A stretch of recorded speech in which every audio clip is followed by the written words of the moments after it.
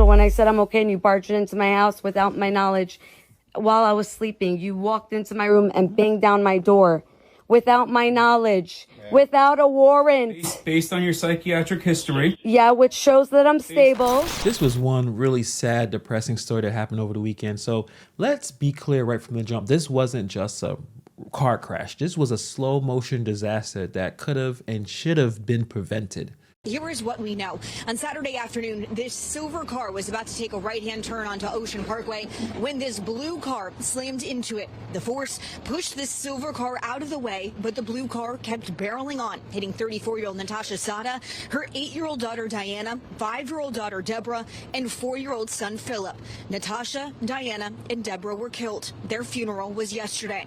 And the center of it all is an influencer by the name of Miriam Yermini, a woman with a long, disturbed history behind the wheel and apparently some serious unresolved medical health issues. Go try and accomplish something that's hard. You may win, you may lose, you may succeed, you may fail.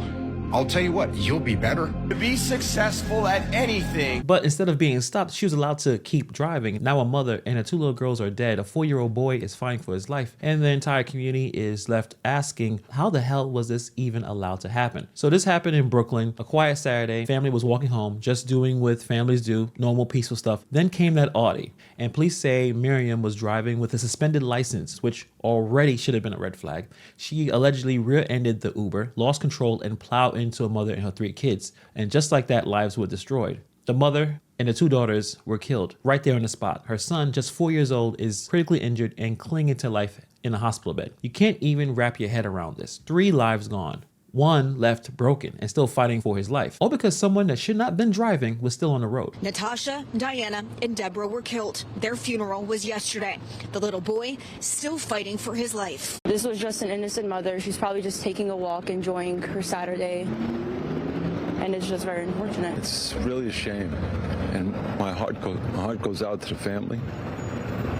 You know, I can't even imagine how the husband and that little baby is in the hospital. So let's talk about Miriam for a second, because this wasn't just some isolated lapse in judgment. This wasn't a freak accident. This woman has been a walking billboard for disaster behind the wheel. Her driving record is outrageous. Just brace yourself. Over 93 traffic violations. Let me say that again. 93. That's not just a bad driver. That's a weapon behind the steering wheel. She has racked up over $10,000 in traffic fines, including 20 speeding tickets. She has been cited for plowing through red lights, ignoring stop signs, you name it, and somehow she was still driving. Officials say not only did she have a suspended license, but she also reportedly had 93 moving violations and $10,000 of unpaid fines. How does someone with a suspended license and nearly 100 violations still manage to be behind the wheel of a car? The system failed, obviously, over and over.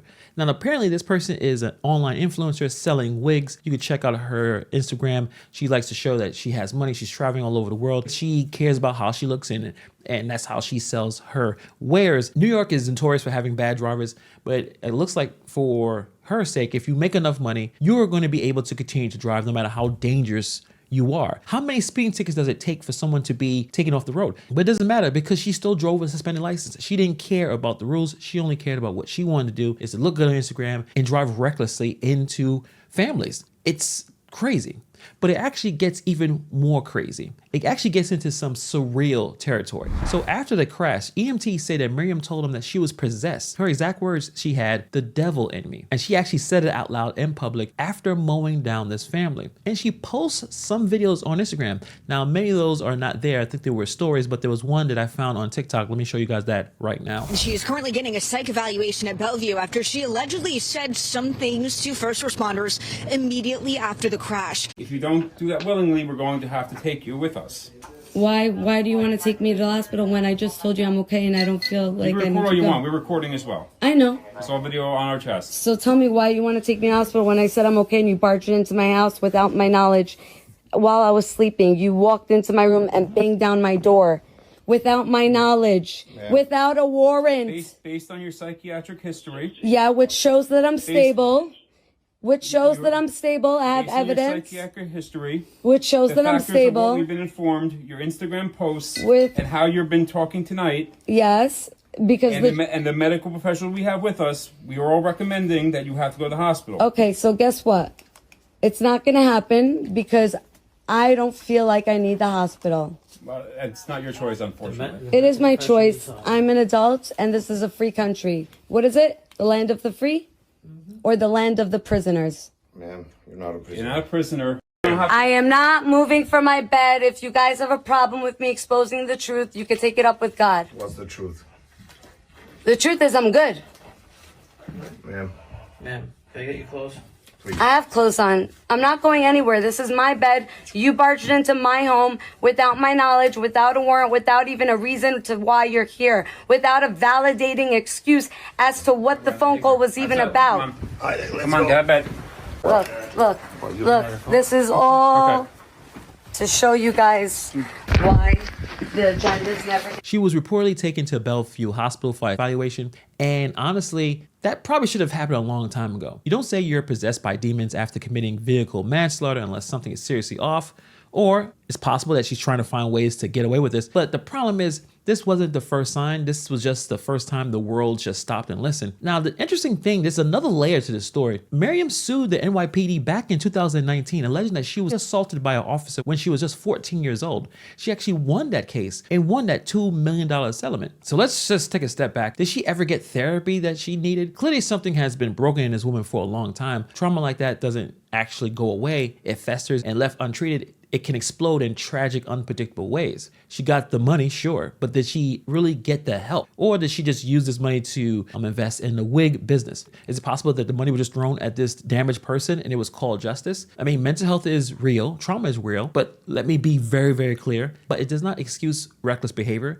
There are many people who have been through a lot of trauma and they don't get in behind a car and run through red lights in Brooklyn, where there's tons of traffic, tons of people walking, but there's definitely something going on when there's this many issues with her not following the law. She's driving without a suspended license. There's a lot happening here. So especially when this behavior kills 3 innocent people and injures a child, Miriam should not have been driving. Not with 93 violations, not with a suspended license, not with that mental state. But there she was on the road, behind the wheel, taking lives. So this is where the system deserves a lot of blame here. Obviously, where were the consequences? Where was the intervention? If someone got dozens of violations and thousands of unpaid fines, why aren't they being flagged? Why aren't the cars being seized? Why are there loopholes big enough to drive a damn Audi through it? This didn't happen in a vacuum. It's a lot of people that drive cars without a license, suspended license. People who should not be driving at all. Clearly, they don't know what they're doing,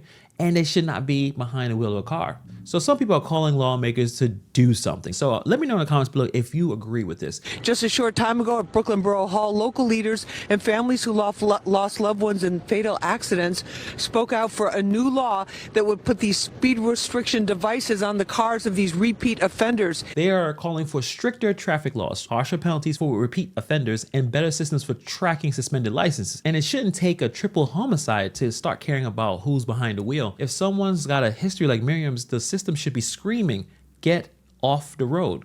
But instead, she kept driving until 3 people were left dead. And I want to be clear, Miriam is responsible for her actions. It's a bad, failed system, but we could talk about the trauma, we could talk about her loss, so we even be talking about her mental health, but none of it excuses what happened on that Brooklyn street. This wasn't an accident. This was a predictable tragedy. Something was wrong with that person. And if we don't learn from these situations, we're just gonna wait for the next one.